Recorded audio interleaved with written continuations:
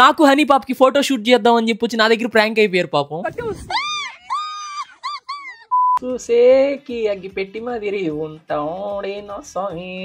ఇప్పుడు మనతో పాటు ఒక వ్యక్తి అయితే మన కింద ఉన్నారనమాట. చూడండి ఆ వ్యక్తి ఎలా ఉన్నాడు. ఇంత మంచిగా రెడీ అయ్యావు ఎందుకు? ఫోటో షూటా? అవును, వెళ్దామా ఫోటో షూట్ కి? నేను ఏదైనా వీడియో తీసుకుందానికి కాసేపు అటు నిలబడి అని ఇటు నిలబడి అని అంటే ఒక్క సెకండ్ కూడా నా మాట ఇన్నే అయిందనమాట. అట్లాంటిది అసలు ఫోటోగ్రాఫర్ పని అయిపోయింది అనుకున్నా. కానీ అక్కడ పోయిన తర్వాత నేను దెబ్బకు షాక్ అయిపోయాను. ఆయన ఏం చెప్తే అది నీట్ గా అట్టే పోజులు ఇస్తా ఉంది హనీ పాప. హనీ పాపకి మాత్రమే కాదు, నాకు కూడా జరిగింది ఫోటో షూట్. ఆ బ్రో ఏం ఫోజులు ఇవ్వమంటే నేను చేసే పనులు చూడండి.